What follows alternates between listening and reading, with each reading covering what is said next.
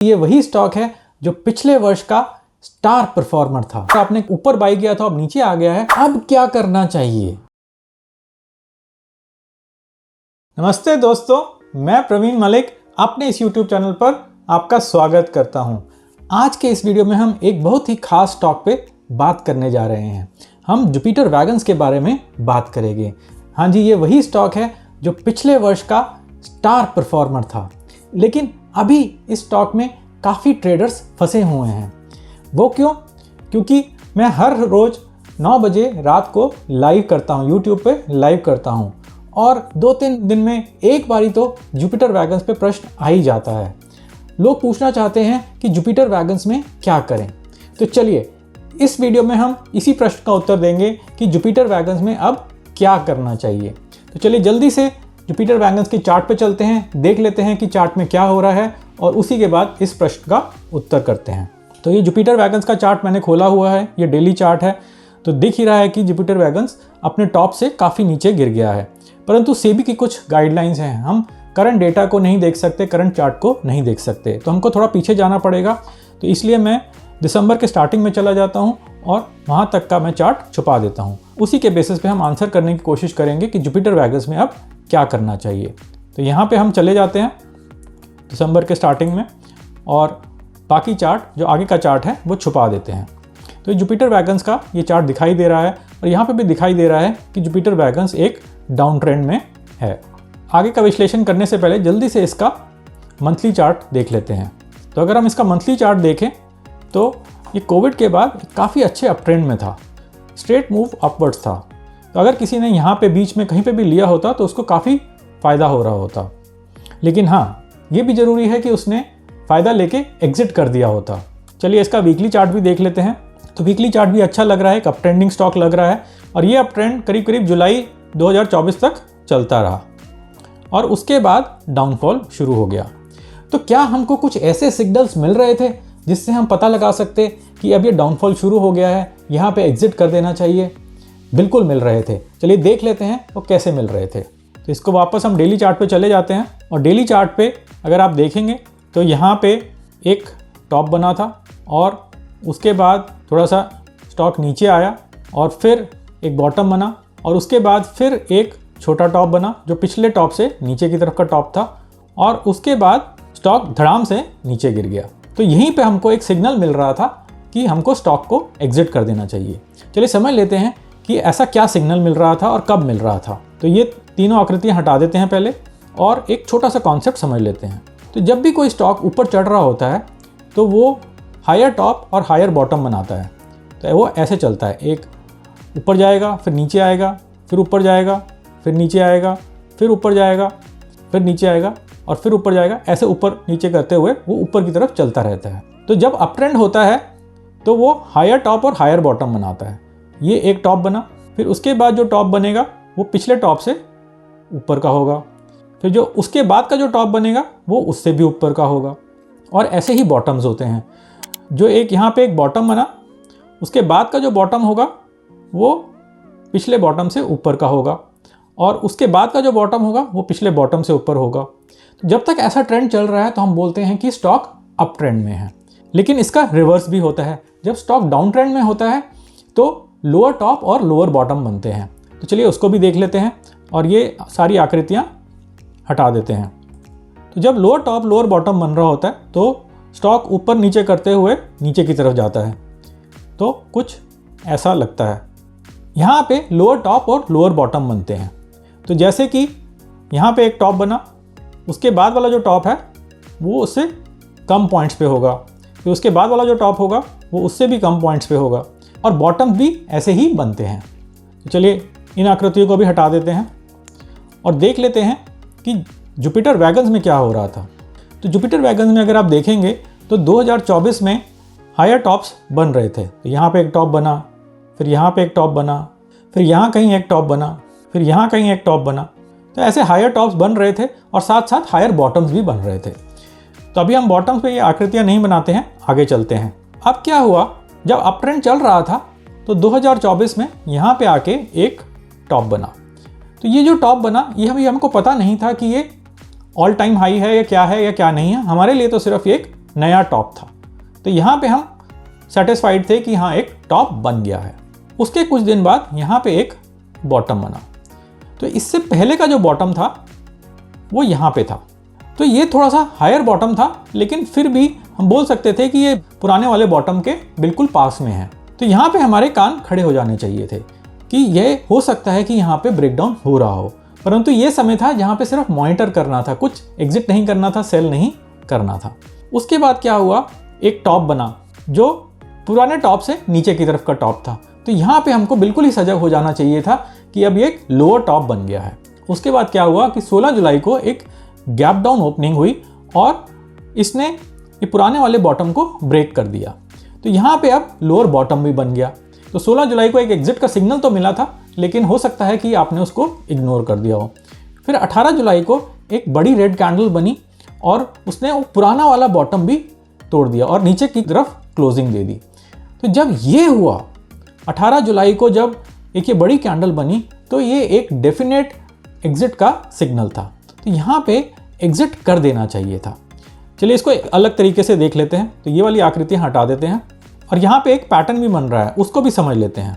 तो इसको देखेंगे तो यहाँ पे एक हेड एंड शोल्डर पैटर्न बन रहा है, थोड़ा स्लांटेड है लेकिन ये हेड एंड शोल्डर पैटर्न बन रहा है।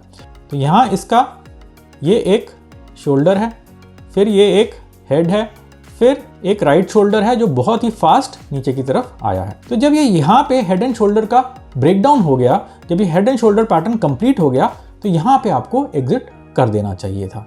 तो जुपिटर वेगस ने बिल्कुल अपने टॉप के पास ही ये बता दिया था कि मेरे को एग्जिट कर दीजिए, मैं नीचे जाने के लिए तैयार हूँ। और उसके बाद तो स्टोरी सबको पता ही है कि कितना नीचे जुपिटर वेगस चला गया है। तो अब आपका प्रश्न ये आएगा कि अब जुपिटर वेगस में क्या करना चाहिए। तो इसको समझने से पहले मैं आपको एक सलाह दूंगा।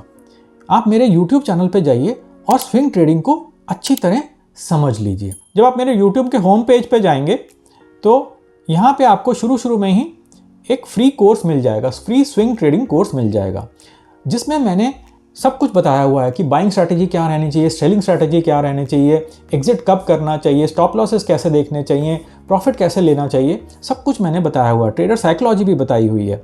इस प्लेलिस्ट में 24 लेसन्स हैं और 24 लेसन में मैंने स्विंग ट्रेडिंग के बारे में पूर्णतः बताया हुआ है, उदाहरण के साथ बताया हुआ है। काफ़ी केस स्टडीज़ भी हैं, तो आप इसको देखिए। कुछ लेसन्स छोटे हैं, कुछ बड़े हैं, तो इसको आराम से देखिए। हो सकता है आपको देखने में कुछ करीब 1 महीना लग जाए, कोई जल्दबाजी मत करिए। और अगर आपको इसमें से कुछ समझ नहीं आता है तो आप वो लेसन दोबारा देख सकते हैं, या फिर आप शाम को 9 बजे लाइव पर आ सकते हैं और लाइव पे आके मुझसे प्रश्न कर सकते हैं कि ये मेरे को समझ नहीं आया, तो मैं समझाने का प्रयत्न करूंगा। तो चलिए जुपिटर वेगस के चार्ट पे वापस चलते हैं। तो ये समझने से पहले कि जुपिटर वेगस में अब क्या करना चाहिए, इससे पहले हम ये समझ लेते हैं कि जुपिटर वेगस को बाई कब करना था। तो यहाँ टॉप पे तो बाई करना बनता नहीं था, या यहाँ पे भी बाई करना बनता नहीं था जब थोड़ा सा गिर गया था। इसके लिए हम थोड़ा सा हिस्ट्री में चलते हैं। हिस्ट्री में चलने के लिए हम मंथली चार्ट खोल लेते हैं और मंथली चार्ट में हम पीछे की तरफ चलते हैं। तो यहाँ 2010 में कहीं पे इसकी लिस्टिंग हुई थी और उसके बाद स्टॉक नीचे गिर गया था और काफ़ी टाइम तक ऐसा लग रहा है कि वो नीचे गिरा ही रहा। कोविड के बाद थोड़ा सा संभलना शुरू हुआ था और उसके बाद इसने काफ़ी अच्छे रिटर्न्स दिए। अब ये देखते हैं कि अगर किसी ने कोविड के लो पे ख़रीदा होता तो उसको कितने रिटर्न्स मिल रहे होते। तो कोविड के टाइम ये स्टॉक 10 रुपये से कम में ट्रेड कर रहा था, लेकिन उसके बाद 13-14 रुपये पे भी काफ़ी टाइम तक ट्रेड किया है। तो अगर किसी ने इसको 13-14 रुपये में ख़रीदा होता तो उसको काफ़ी बढ़िया रिटर्न मिल गए होते। तो यहाँ देखें, अगर तो 13-14 रुपये के लो से लेके स्टॉक ने 700 रुपये का हाई बनाया। 700 रुपये से थोड़ा सा ऊपर चला गया था, लेकिन मान लेते हैं 700 रुपये। तो 13-14 से 700 रुपये का मतलब है कि स्टॉक का प्राइस 50 टाइम्स हो गया था, 50 गुना हो गया था। तो जरा सोचिए, अगर किसी ने बिल्कुल लो पे लिया होता तो उसको कितना बड़ा रिटर्न मिला होता। अब आप बोलेंगे कि यहाँ तो कोई ले ही नहीं सकता था, कोविड के टाइम तो सब फंसे पड़े थे, सब सोच रहे थे कि आगे दुनिया का क्या होगा, उसमें स्टॉक लेने की तो उस टाइम कोई बात ही नहीं थी। बिल्कुल ठीक बात है कि उस टाइम तो कोई स्टॉक लेने की सोच भी नहीं रहा था, लेकिन आपको कई सिग्नल्स ऐसे मिले थे कि आप स्टॉक ले सकते थे। चलिए, तब भी आपने नहीं लिया तो एक और तरीका था कि जब स्टॉक ने अपने प्रीवियस हाई को ब्रेक किया था, तो प्रीवियस हाई जो था वो अक्टूबर 2010 की जब लिस्टिंग थी उसको जब ब्रेक किया, तो यहाँ कहीं पे ब्रेक किया था। अगर आपने यहाँ पे ले लिया होता, करीब 150 रुपये का ले लिया होता, तो आपको तब भी 5 गुना का प्रॉफिट मिल गया होता। तो ठीक है, 50 गुना का तो नहीं मिला, लेकिन फिर भी 5 गुना को तो मिला, और 5 गुना कोई बुरा प्रॉफिट नहीं है, बहुत ही अच्छा प्रॉफिट है।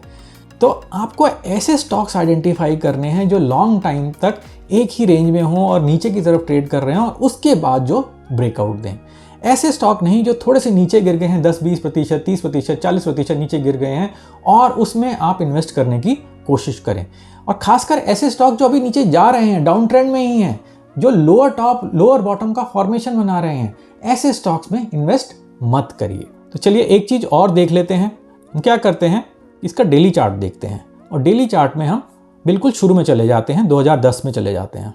तो 2000 में यहाँ पे लिस्टिंग हुई थी, और लिस्टिंग के बाद स्टॉक नीचे गिरना शुरू हो गया था। अगर किसी ने सोचा होता यहाँ पे तो ये स्टॉक 20-30% नीचे गिर चुका है, तो यहाँ मैं इसको ले लेता हूँ, तो यहाँ पे करीब 30% के नीचे गिर चुका था। अगर किसी ने यहाँ ले लिया होता तो उसके बाद भी स्टॉक और नीचे गिर गया था। अगर किसी ने सोचा होता अब तो ये 50% नीचे गिर गया, तो यहाँ तो ले ही लेना चाहिए, इससे नीचे ज़्यादा क्या गिरेगा, तो उसके बाद भी स्टॉक नीचे गिर गया, और 60%, 65%, 70%, 80% तक नीचे चला गया। अब किसी ने यहाँ पे भी सोचा होता 80% तो नीचे गिर गया है, अब इससे नीचे और क्या गिरेगा। तो हुआ क्या, उसके बाद स्टॉक ने थोड़ा सा अपर ट्रेंड दिया, काफ़ी टाइम बाद दिया, लेकिन एक अपर ट्रेंड दिया और थोड़ा सा ऊपर गया। तो इसके लिए हम वीकली चार्ट पे चलते हैं और उसको देख लेते हैं। तो स्टॉक ने यहाँ पे एक अपर ट्रेंड दिया, फिर उसके बाद फिर से धाराशायी हो गया। तो अगर किसी ने यहाँ पे एग्जिट नहीं किया होता तो उसको काफ़ी प्रॉब्लम झेलनी पड़ती। और ये देखिए, ये यहाँ पे हम फरवरी 2011 की बात कर रहे हैं, और यहाँ पे ये नवंबर 2012 है। तो करीब करीब 1.5-2 साल स्टॉक ने लगा दिए ऊपर चलने में। चलिए मान लेते हैं कि किसी ने वहाँ पे भी एग्जिट नहीं किया, तो उसको कितना बड़ा लॉस झेलना पड़ता। तो स्टॉक करीब करीब 90% अपने टॉप से डाउन आ गया था। चलिए इसको हटा देते हैं और देखते हैं कि आगे क्या हुआ। तो आगे कितने सालों तक स्टॉक यहीं पे घूमता रहा, और इसने कुछ भी नहीं किया। और उसके बाद जब कोविड आया, 2020 आया, तो उसके बाद यहाँ पे स्टॉक ने ऊपर मूव करना शुरू किया। तो हमको ऐसे ही स्टॉक आइडेंटिफाई करने होते हैं जो एक लंबे समय तक रेंज में हों, नीचे गिर चुके हों, और उसके बाद ऊपर चलना शुरू कर रहे हों। तो जुपिटर वैगन्स एक सिक्लिकल स्टॉक है, ये ग्रोथ कंपनी नहीं है कि आप इसको 10 साल तक लेके रखें या 5 साल तक लेके रखें तो ये आपको अच्छे रिटर्न्स दे देगा, ऊपर ही चलता जाएगा। ग्रोथ कंपनीज होती हैं जो ऊपर ही चलती जाती हैं, स्टेबल रहती हैं या ऊपर चलती जाती हैं, नीचे कम ही गिरती हैं। लेकिन जो सिक्लिकल स्टॉक होते हैं ये ऊपर नीचे करते हैं। एक बारी तो काफ़ी ऊपर चले जाएंगे जैसे जुपिटर वैगन्स ने किया, फिर काफ़ी नीचे आ जाएंगे जैसे जुपिटर वैगन्स ने किया। तो अगर आप साइकिल को समझते हैं, आप इंडस्ट्री को समझते हैं, तब तो आप सिक्लिकल स्टॉक्स में इन्वेस्ट करिए। परंतु अगर आप नहीं समझते हैं तो सिक्लिकल स्टॉक में बिल्कुल इन्वेस्ट मत करिए। अगर आपको चार्ट समझ में आते हैं तो चार्ट्स देख के आप सिक्लिकल स्टॉक में इन्वेस्ट कर सकते हैं, नहीं तो आप सिक्लिकल स्टॉक में इन्वेस्ट बिल्कुल भी मत करिए। परंतु अब आपका प्रश्न ये रहेगा कि अब क्या करना चाहिए। ये तो पुरानी बातें हो गई, 2010 की बातें हो गई या 2020 की बातें होंगी। अब क्या करना चाहिए अभी तो मैं कह नहीं सकता, क्योंकि हम आज के चार्ट्स तो देख नहीं सकते हैं। लेकिन अगर आपको हायर टॉप हायर बॉटम का पैटर्न दिख रहा है तो आप इसमें फ्रेश इन्वेस्टमेंट कर सकते हैं। तो थ्योरी ये बोलती है जब हायर टॉप हायर बॉटम बन जाए तो उसके बाद अप ट्रेंड स्टार्ट हो जाता है। लेकिन अगर आपको हायर टॉप हायर बॉटम का पैटर्न नहीं मिलता है तो इसमें कुछ भी नहीं करना चाहिए। और अगर आप ये बोलते हैं कि आप फंसे हुए हैं और आपने ऊपर बाई किया था अब नीचे आ गया है, तो उसके लिए तो मैं यही बोलूँगा कि आपको वो डिसीजन खुद ही लेना है कि आपको लॉस कितना हो रहा है। मैं तो ये नहीं बोलूँगा कि आप लॉस पे एग्जिट करिए, तो वो डिसीजन आप खुद ही लीजिए।